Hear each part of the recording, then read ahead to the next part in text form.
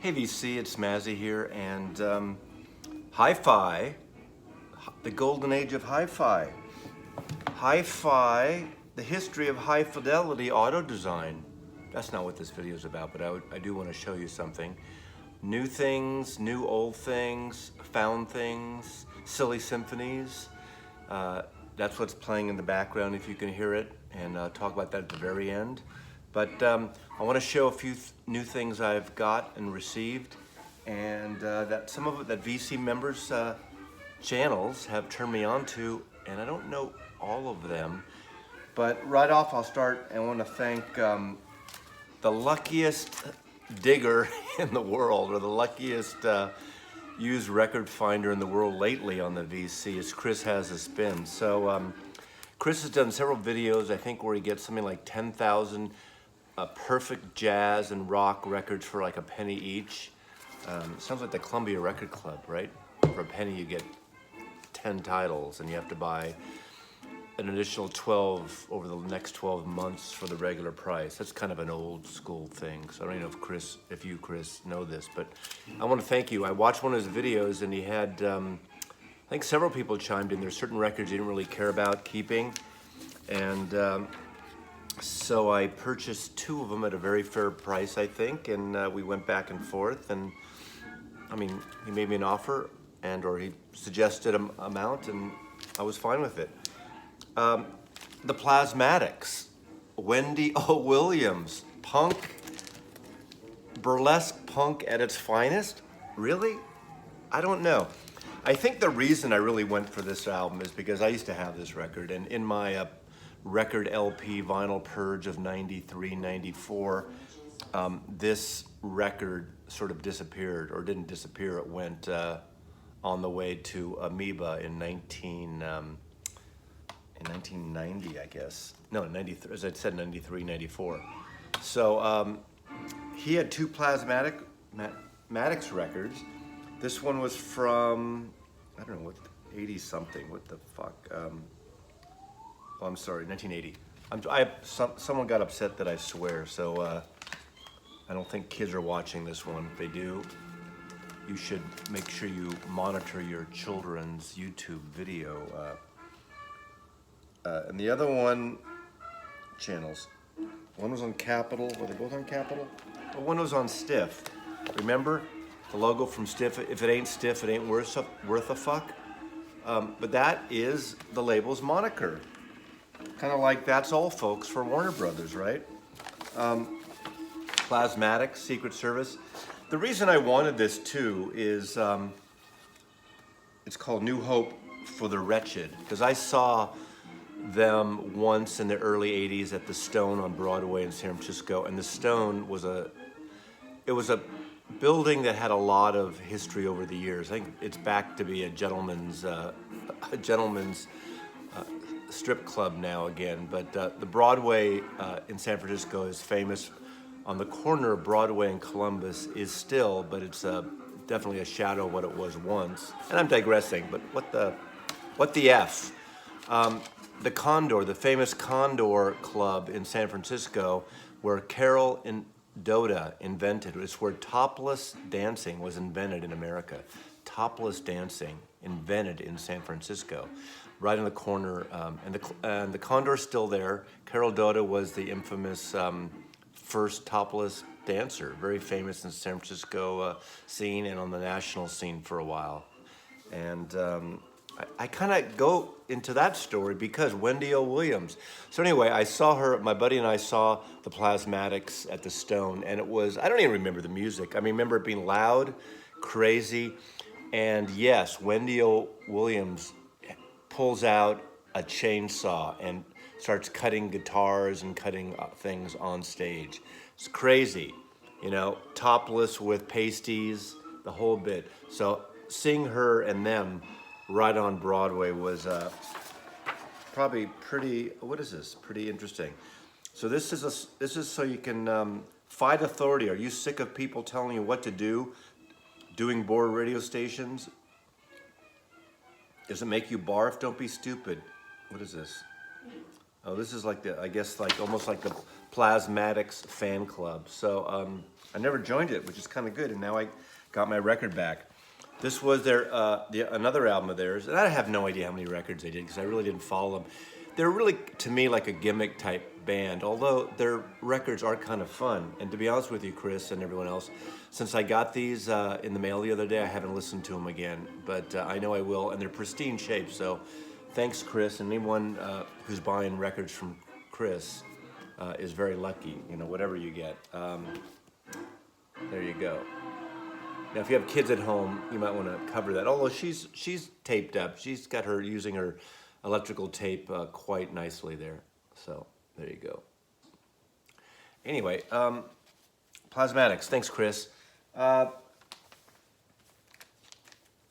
John in North Carolina was showing some things, and I haven't listened to this copy yet. And because of his audio spin, needle drop, I sent away to Spain for this, all the way to Spain for this record. Thank you, John. Because I trust your taste.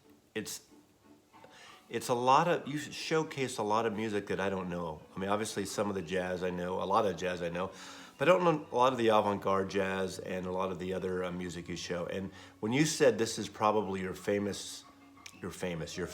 album of this year, I just couldn't resist. Solo album by Enrique Montefusco, Diagonal. So I had to search it out, search to Spain. I have been to Spain. I was gonna say I've never been to Spain, but I kind of like to go there. The Ladies in Spain, you know, that whole song by Hoyt Axton. Anyway, really amazing cover. I haven't spun this yet, and this is on my to-do list for this week. I've had guests here, you know, the archivists and other people, so it's been a little busy, a little hectic. Now, was the Austin guy who showed this? I love this friggin' record. What a great cover, Fistful of Fuzz. It's a comp of different people, like it has John Doe and the Acetates, John Doe from X doing Purple Haze, The Sound of Paradise, Travel Agent Man. It's basically a covers of a lot and songs that are basically real fuzzed out guitar. And that was just definitely in my interest realm. So it's just kind of a pretty label. Someone also got pissed at me because I touched the record. So I'm sorry that I got my fingers on the record, and I'm sort of sorry that I said the F word in case your kids were hanging around. So I should just put a warning here. Okay, a few other records I got recently. A reissue, a record I never had, a comp from Real Gone Music. They do kind of nice comps. 50th anniversary of the Archies. I mean, how can you not love Sugar Sugar, right? And you could read the whole history of, you know, the Archies really were not cartoon characters when they made this record. They're really people, human musicians. So this is, again, a little kind of a novelty thing going on a little bit. Not that Montefusco is novelty, but kind of fun. I feel kind of cartoony today because of what I'm ending up with. On a serious note again, everyone's showing this. If they're not showing the fucking Beatles Abbey Road unboxing, they're showing this album that just came out this past Friday. And this is Blue World, John Coltrane, Impulse. This is our found tapes again, or newly found tapes of soundtracks that he did with his quartet, famous quartet of McCoy Tyner, Jimmy Harrison, and Elvin Jones, recorded at Englewood Cliffs by Rudy Van Gelder, June 1964. So, 4 months after the Beatles started the British invasion, Coltrane was in the studio recording this, and apparently never released. He does some of his other songs again, different takes for this soundtrack. It's for a Canadian filmmaker, a movie called Le Chant de la Sac. Le Chant de la Sac. Le Chat dans le Sec. I don't speak French very well at all. So looking forward to this again, having a chance to the old Maslow, Mazzy flip there. So, flourishes of John Coltrane. Okay. Two things some of you may have seen. I did a video recently showcasing an artist I like that the archivist, Amanda, turned me on to around 2005, 2006. And that was Scout Niblet. And I have all her music on CD. I have a lot of records, I didn't have them all, so I tracked down these long out of print records of hers. And I know the music because I have the CDs. This one, Kidnapped by Neptune. Neptune, is that right? Yeah. Anyway, this was on, this is London. Anyway, they're UK's only. UK editions only. What can I say? Minimalist, post-punk, folky with a very indie vibe. She plays guitar, drums, high-pitched voice, UK expatriate. I think she still lives in Portland. But the latest things I found on the YouTube is there's some great bits of her playing a year ago in Paris, and that's the last things I've seen. Love her to pieces. Again, not an artist that may be everyone's taste, but Scout Niblet is a Mazzy recommendation for those of you who like something a little more minimal, a little out there, offbeat kilter, yet, you know, listen to her songs, listen to her music. She did some great duets with Billy Bobby, Prince, Bobby, Prince, Will Oldham, that's what his name is. And then the other one was actually her last full album, Songs for Emma. I think it's called Songs from Emma, right? Anyway, beautiful cover. Kind of a little bit like Princess Leia there, right? But with the flower in her hair. It's Up to Emma. Scout Niblet, It's Up to Emma, not Songs for Emma. So there you go. And 2013 Drag City Records. And I'm really excited to have this on vinyl because I've been looking for it and I never, ever see it. And even on Discogs and places, it's few and far between in good quality. Same with the last one. So, Scout Niblet, a Mazzy Reco. Before I end up musically, I just want to show a book. If you have a Christmas list or a holiday list or a Hanukkah list of things, and if you're really kind of into really cool design like I am, not just mid-century design, but design that relates to hi-fi design. Here's a book that Faden Book, great art book publisher, just put out, and it's called Hi-Fi. Look at that gorgeous cover. Put this on your wish list if you're into that. If you're into design, into gear, you know, it goes through decades. I mean, it's basically audio porn and history. Look at this. I mean, I eat this stuff up. Recording studios, vintage gear, home gear, tape recording, turntables, high-end audio advertising, speaker design. I mean, this is sort of the, again, this is the ultimate in audio porn, and it's a gorgeous, gorgeous book on Faden Press. So this is one of those things you almost don't want to buy for yourself because you feel like a coffee table. It is a coffee table book, but it's got a lot of great information. It's not just glossy pictures, but it's amazing, amazing design. But the history of high-end audio design, it's by Gideon Schwartz, and it's on Faden Publish, and I think it was just released in the last couple weeks. So there you go. Anyway, a Maslow you want to put on your Christmas list, and your significant other, your mother, your father, your sister, your mother, your sister, your mother, your daughter, your niece, or buy it for yourself. You know, if you have some bucks saved up or have some credit with Amazon or your local bookseller. But I love this kind of stuff. Again, those of you who know me know I'm kind of a little bit of a design freak. Now, I'm going to end out with something I found that I've been looking for. I've been eyeing this thing for the last 5 years, I think, give or take. But it used to be so expensive. I think when I first saw it in a store or online, it was like $300 or $400. I don't remember. Box set. And you know me with box sets, I like the design, but I love the music. It's basically what you hear playing in the background, Silly Symphonies. Silly Symphonies are basically that, silly symphonies that they made animated cartoons Walt Disney Company made from 1929 to 1939.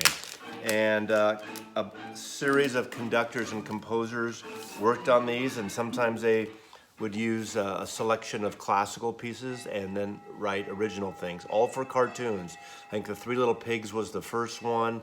There's some Mickey Mouse things, some you know, cat and mouse and the little mice and stories. I'm not showing the animation. This is the first one, Three Little Pigs. And this is a 10-inch that came with, I think, a certain edition of it. I don't think it came with all. But you might have seen this. This is one of the most infamous ones of Silly Symphony, the skeleton dance. And I fall in love with this music. 1929 to 1939. So this is the Skeleton Dance 29 and Three Little Pigs 1933. And now the box set. Number 329. It was a used copy, and I got it for a very, very extremely